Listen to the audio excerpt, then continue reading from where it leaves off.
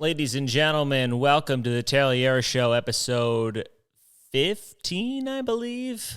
Episode 15. I am your host, Tayler Yarish, the California kid, as of right now. Last week, the video was a little bit blurry because I leaned out of frame to sneeze. No COVID. Leaned out of frame to sneeze, and then the video became unfocused, and I didn't notice it. Somebody screaming? What was that? I don't know. Became unfocused, and the entire video was like that. Hate myself for it. It's okay. Nobody noticed. Nobody cared. Just me. Just because I'm the only one who cares about stuff like that. That's not true. One of my friend Rob's, he always, anything that's wrong with this podcast, he will message me about it, and I appreciate that. Listen, there's clothes in the background right now.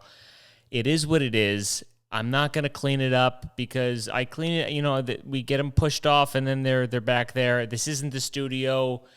It's fine. It's only going to be a couple episodes that we're out here doing this, and I don't really care that much, to be honest. If it's not, that's not most people just listen to this anyway. It doesn't matter. I'm getting off track. I'm a little slow today, man. I'm a little slow. I've had a rough 24 hours, let's call it. Yesterday, all right, I'm going to start by saying this, and this really bothers me. It's something that's affected me my entire life, and I don't know how to solve it.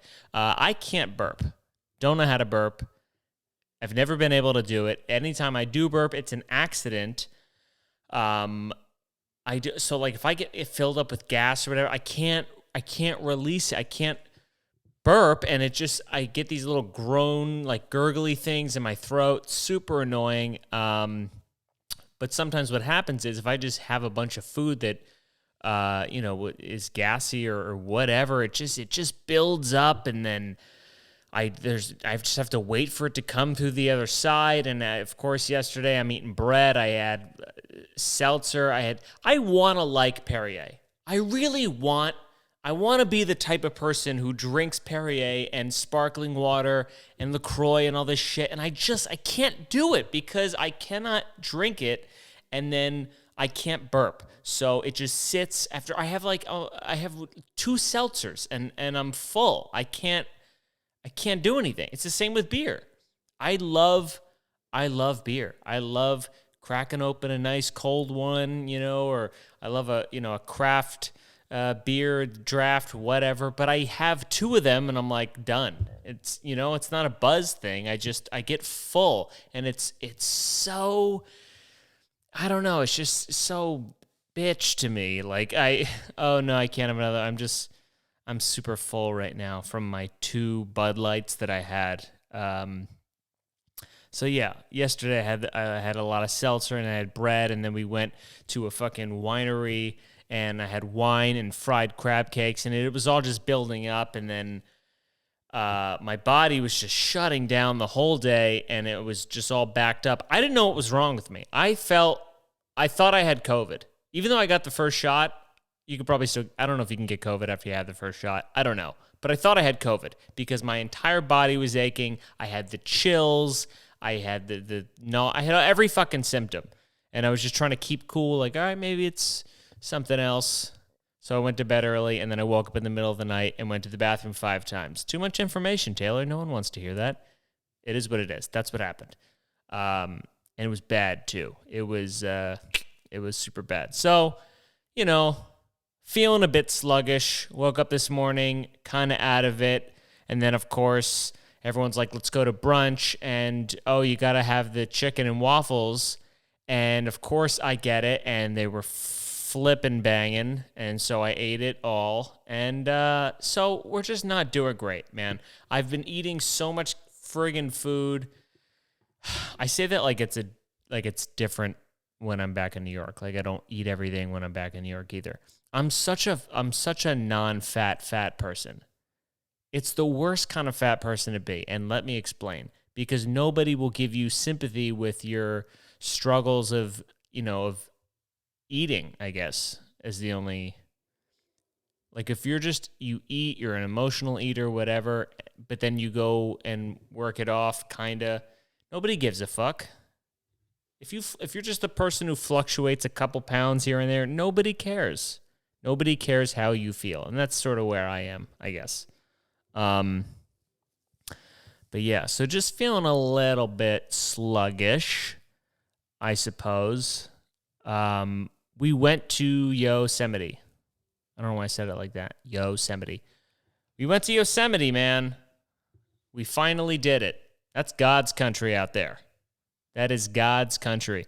I get why people who live in the countryside and in nature, I get why they're religious. I get why if you live in a beautiful place, you're like, who else made this? Who? Did you hear that fucking gurgle that just came up? I don't know if the mic caught it. Anyway, full of gas. Anyway, I get it why if you live in nature, you are religious, because you're like, who else could have done this? Everything in nature and in the countryside seems like a sign. Everything is an omen of something to come. I mean, like the sun peeks over the mountain and you're like, well, that's God's eyeball or something. That's what that is. It has to be. And then when we went to Yosemite, like 3 times a crow landed next to us, and I'm like, all right, well, that's the devil. That's what that is the devil. Because these 3 huge, dude, I don't know if Yosemite just had some roided up crows, but these crows were huge and they're terrifying. Like, I don't even know, you don't see crows that often in New York or really anywhere. And they're scary. They're all black, and if one lands next to you, yeah, you're going to be like, all right, maybe we shouldn't go here. We had so many signs that were telling us not to go to Yosemite. Like, we drove up and we stopped for gas, and for some reason the gas pump wasn't working. It wouldn't fill up a full tank. So we're like, all right, that's a sign. And then we didn't really sleep much the morning or the night before we drove to Yosemite. That's probably a sign. We were getting followed by a cop on the drive up. We're like, if we get pulled over, we got to turn around. This is, bad omens.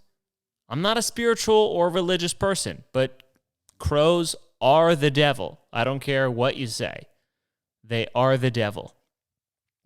Yeah, we drove up there and we stayed at this POS motel. It was we were the only ones there, which is never a good sign. I guess it wasn't that busy because it was COVID and the forecast was supposed to rain.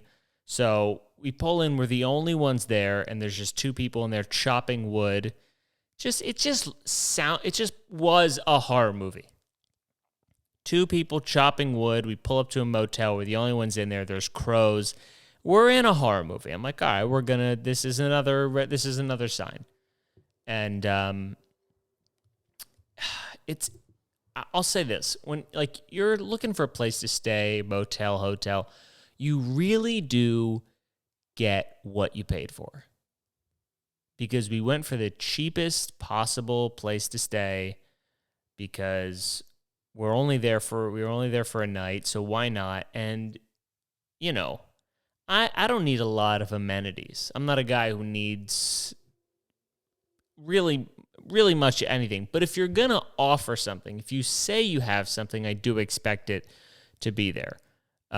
It was offered that we would get a continental breakfast, and Kate goes in to get the key or whatever. This is, it's the evening that we're checking in.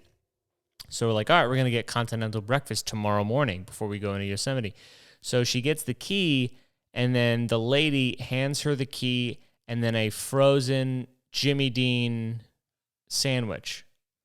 So I'm not setting this up correct. So you fill out a thing like, oh, what do you want for your continental breakfast? Thinking you're going to get it tomorrow. So she's like, all right, put the breakfast sandwich. And then she just hands her a breakfast sandwich. Terrible news. Like, so I wanted no part. I wanted no part of that. I didn't get the breakfast sandwich.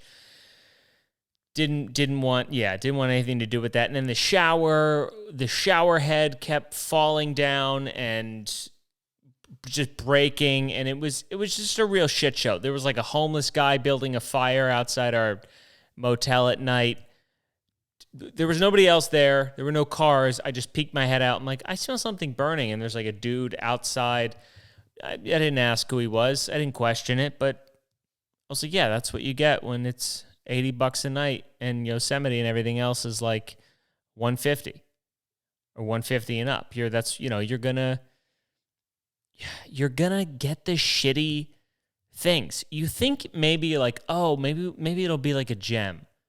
It's rarely a gem when you get the cheap hotel or cheap motel, because what is their incentive to do a good job?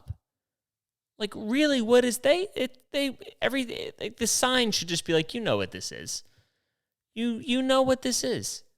The crowd that we are catering to is not a fancy crowd or whatever. So yeah, you're paying $80. We're going to put homeless people outside your room, and we're going to sling you a Jimmy Dean sausage. It is what it is. And inside, in the bathroom, I don't know why this was a thing. In the bathroom, screwed into the wall was a bottle opener. Like one that you would, I guess, have like in your backyard, maybe on the back of your house or something. You could just walk up to the, thing with a beer and crack it open. They had that inside the bathroom. What kind of animals are just cracking beers in the bathroom to the point where they were like, we should just put an opener in the bathroom. We should just do that. So it was an experience. But that's the kind of shit you remember. I think at a certain point in your life, you want to graduate to staying at the nicer hotels, and like that's the kind of stuff that's important to you, but you're not going to get a good story out of it. You're not going to get a good memory if everything is totally catered to you. Like, I realize that like the best times that you have, maybe not in the moment, but looking back, you're like, oh yeah, that was fun when we had to, they didn't give us a comforter or whatever, and the Jimmy Dean sausages and all that stuff. Like, that's the kind of stuff that's fun. If you stay in like a suite, it's kind of boring, to be honest. I think it's boring to have every one of your needs met. If there's no issue whatsoever, maybe that's just a me thing. Maybe I just need something to complain about at all times. Pessimist, that's not the word for it. Just a sad individual. I think that's what that is. If you just always are looking for something to, not looking for something to complain about, but I enjoy complaining on the inside and wondering why the service isn't better. I'm always questioning how people in the service industry, how they are not aware of how much they suck. It's like when we went to that hotel for our anniversary in New York, and we had to wait 2 hours for ice. On one hand, that infuriates the hell out of me. On the other hand, I'm like, yes, of course this would happen to me, and it's fun to be a little bit outraged. I'll say that.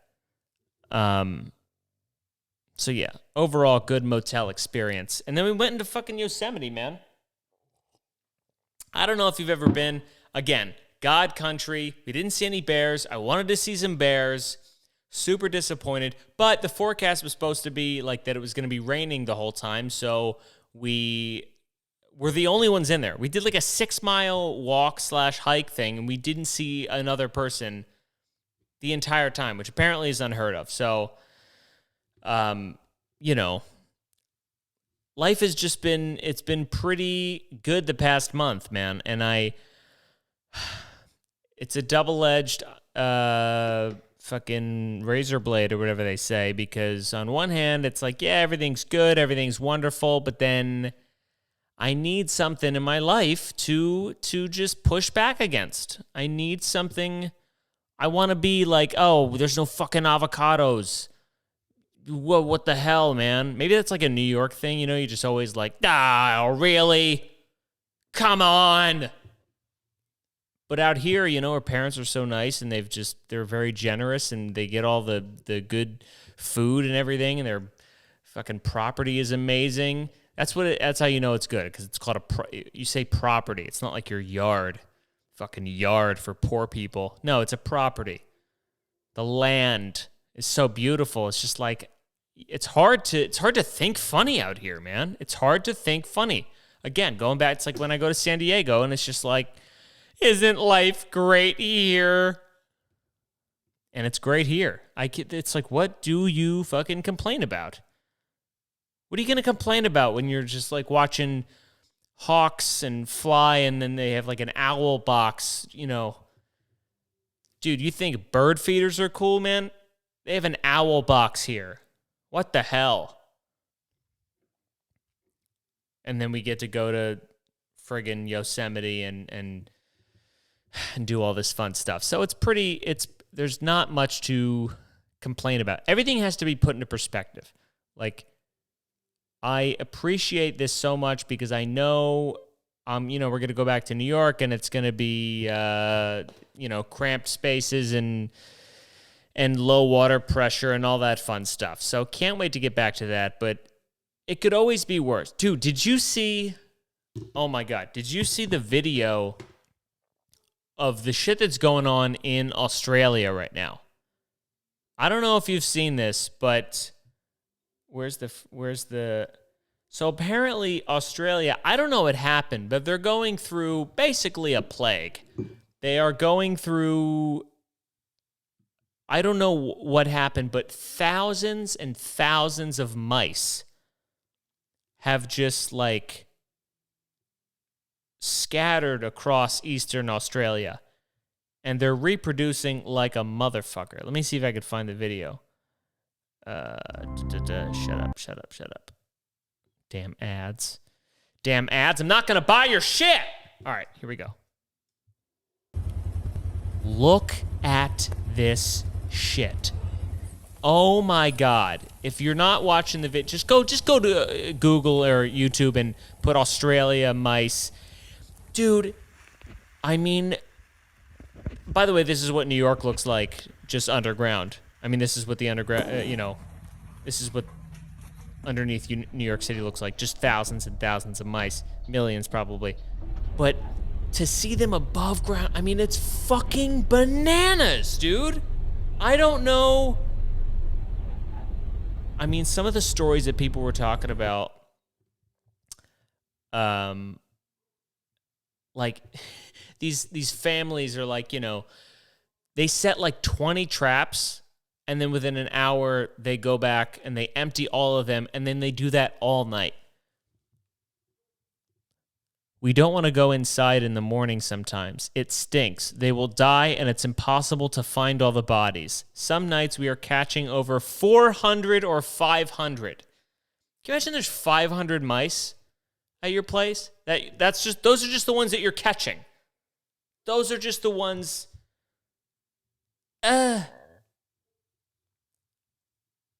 Family-run business, yada, yada, yada. Yeah, all these people, I mean, Australia is fucking going through it, huh? Obviously they had COVID, but then they had fires, and they had droughts and shit, and now they just have all these goddamn mice. And the only thing they can do is pray for rain. If that's not some old age, crucible time, biblical shit, yeah, we're hoping to get a good rain in to drown all the mice. I mean, they're not arguing about Dr. Seuss down there, guarantee you. They're like, what are you talking? There's fucking mice in the cupboard. Shut up. We got bigger fish to fry here. I mean, so many. That night I set 6 traps and just kept checking them. I think I caught nearly 20 mice before midnight. They stink whether they're dead or alive. You can't escape the smell. It's oppressive, but we are resilient. I mean, these people are in a war. I've got a 4 and a 5-year-old. We have great fun engineering our traps with buckets and wine bottles. They've got very quick at catching and disposing of mice. It makes you proud and squeamish at the same time. These are the family activities that are going on in Australia right now. This is what, people are bonding as a family over catching these mice. No, you go in there. You go in there, Susie. You check this time. You check this time. And then there's these kids who are just taking out buckets of mice. I mean, what the hell, man? There's another person. The record is 183 in a night. It's like his job at the moment. He's very proud of himself. The mice get into the fan of our refrigerator at the bottom and have a good old time, and then the fan turns on and they can't get out. Oh my God. He's like these giant nets of just hundreds and hundreds of mice. I mean, and mice, dude, mice fuck. You know what I'm saying? Mice get after it. And they reproduce, like they said, like two mice can have like 500 in a season. That's bananas. I will never complain about having one mouse. I'm an idiot. One mouse in my apartment again. I mean, they're going through their food. They're going through all this shit. I mean, it's bananas. They should just bring in wild animals. You know what I mean? They should just bring in what likes mice? Cats. Bring in some cats. Australia, problem solved. Problem solved. Just bring in some cats, delete the mice, everything will be fine. And again, like, they have, so they have some real shit to complain about right now. I sympathize, but I also am jealous of them a little bit. I'd like to have something like that to complain about. Like, there's mice in the thing again. I have nothing. Everything is taken care of right now. And so you see something like that and Jesus Christ, what the fuck am I talking about? The point is, people who live in the countryside are religious. That was the roundabout point that I was making about Yosemite. Those mice wouldn't last in Yosemite, I'll tell you that much. They get fucking snatched up by these goddamn crows that are creepy as fuck. We went by El Cap. Have you seen that documentary, the free solo one, where Alex Honnold free solo climbs without ropes El Cap, which is, I don't know how many thousands of feet it is in the air, but it's friggin' bananas. And it just puts it into perspective, like how much of a lazy piece of shit I am. I mean, when you see this thing, we had to like hike up a little bit just to get to where the base of the rock structure is. And that hike, I was like, man, he had to do this and then he climbed it? Like, Jesus. Like, that was the warm-up for him climbing this thing, and yet every time we were walking on the trail and, like, a tree had fallen in the way of the trail, it was like, all right, here we go. Time to get to work. We gotta traverse this tree that's fallen here. I mean, some people are truly incredible. You know what I mean? Yeah, we were only there for a day. We walked 25,000 steps, which is a shit ton. I used to hit that sometimes in a day in New York, like when I was working at a restaurant and then going around and doing comedy and stuff. Like, sometimes you're just walking all the fucking time. So my legs were fucking dead. Then we had to drive a couple hours home. And what did we do on the way home? We got In-N-Out. Of course, we got it twice because we're fat and we deserve it. That's the only explanation. Because we're fat and we deserve it. We got In-N-Out twice. We went to one, and then it wasn't like a long drive. Like, it wasn't like many hours later. It was like an hour later, we passed another one. We're like, you want to?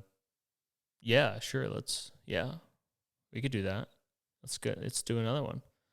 And so we pulled up to this second In-N-Out, and then we get out of the car with our old In-N-Out trash, throw that away, and then go back inside and get more In-N-Out. I mean, if Like, I would love to see somebody who saw that and they were just like, Jesus Christ, these fucking people.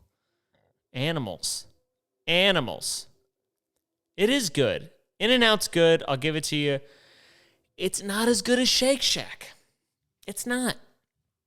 In-N-Out is not as good as Shake. I don't care if you got the fresh potatoes and you get the real cheese or whatever. It's, as a burger, as just a cheeseburger, not as good as Shake Shack. It is a hill I will die on. I'm not claiming anything about your shakes or the sides or anything. I'm just talking about the burger. That's it. Shake Shack is better. I'm not biased. I've had both many times.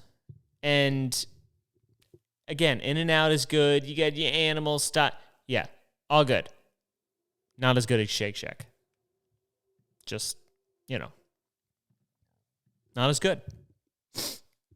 And so we got it twice. I got 2 doubles, and then the second round, Kate didn't finish her burger, and I pretty much had a third of her burger. So I almost had 3 burgers from In-N-Out. That's probably what led to me feeling like shit these past 2 days. But, what can you do? I have not been sleeping, and I think it's because of the way I've been eating. I don't know, but I'm like a guy who wakes up in the middle of the night now. I never used to do that. I wake up in the middle of the night and then I can't get back to sleep for hours. I have to chew these fucking melatonin gummies. Like I'm an old man right now. I am an old man, and it's out here we're in this guest. This is like their guest. It's not a guest house. It's not a guest room, and it's like an extension off the house. I don't really know what you call it, but so this room is heated by a automatic electronic fireplace. That's how it regulates the heat. But it's creepy as fuck because it just turns on randomly at any time. And so I'm just like laying in bed at night, and all my regret and all the terrible thoughts are just coming into my head. And then all of a sudden a fire comes on. I mean, it is the devil. It's the devil. If the fire came on and then a crow like slammed into the sliding glass door, I don't know what I would do. I'd be like, all right, the devil exists. The devil exists. And it's a crow. And he's trying to speak to me through the fire. Because you'll just be laying in bed. I'm laying in bed and I'm just like, man, I wish I didn't, lie to my mom when I was a kid so much about where I was. And then a fire just comes on. I mean, if that doesn't say, hey, you're going to hell, then I don't know what does. I don't know, Because in New York, like, you see bad shit nothing is a bad omen in New York because you just see it all the time. You just see, rats eating dogs and homeless people, and 3 people got stabbed, and then the train is late, and then this, and so nothing is like a bad omen technically. But out here, a well-timed automatic fire can make you think the devil's coming for you. So that's my biggest problem right now. My biggest problem is that I cannot sleep, and well-timed fires are making me think the devil exists. So, yeah, I got to get back to New York soon. Start to get a little antsy, let's say. If I'm away too long, I get a little bit antsy. Like, it's just so funny how that can happen where, you're trapped and you're cooped up in your apartment and you're like, man, I just want to get away. I just want to go somewhere. I just want to have free space and everything. And then you get out there, and then before you know it, you're like, I want to have a bagel with cream cheese, and I want someone to be upset, and I want them to know that I'm upset with them, and I want to walk down the street and have someone look at me wrong, and then I think about that for the next 3 hours. Like, that's the kind of shit I'm missing right now. And, these are all things that I would share with my therapist and not with you people, but we all know my therapist dumped me. My therapist left. She's dealing with drug addicts right now, and I hope she's having a good time. I wish her well. But so I have no outlets for the darker parts of my mind anymore. I have to just this is all I have. This is all I have. And you people are all I have. So thank you to the 12 of you. Or I don't know. I don't check how many people listen to this, but if you do, I appreciate it. Who's texting me? Phil Givens. Shout out to Phil Givens. That's who just texted me. Go check him out. He's a good photographer and yada, yada, yada. Okay, that's it. That's the podcast. This week, just, popping in, sharing what's going on. I feel my stomach about to explode from the chicken and waffles, so I'm going to go take care of that. Eat healthy, people. It's really important. You're not invincible. You know what I mean? You're not invincible, and you get to a point where you just can't eat whatever the fuck you want and drink whatever the hell you want, and things are just, you think things are going to be okay. Like now I'm eating things, and then the day after I'm like, why does my skin look so terrible? There are effects and there are consequences to the decisions that we make. You know what I mean? And I know I'm only 27, but I don't feel like a sprite young lad anymore. So we gotta turn this ship around, and it's gonna happen when we get back to New York. And I can say that because that's not for another couple weeks. It's easy to project and to put things, to set goals that you don't have to start until not right now. Like Kate will be like, man, when we get back to New York, we're just going to, I'm going to start eating healthy. I'm going to start eating healthy and, only clean eating, chicken, vegetables, that kind of stuff. But when we get back to New York, I'm like, oh, okay, yeah, sure. I'm sure the next 3.5 weeks won't turn that ship around. You know what I mean? I don't know. That's the podcast this week. Thank you for listening. Check out the YouTubes and look at those poor fucks down in Australia, man. I mean, I can't stress how bananas it is. If you're not watching this video, just YouTube it. It'll blow your friggin' mind. So yeah, we'll see you next week. Thank you very much. Peace out.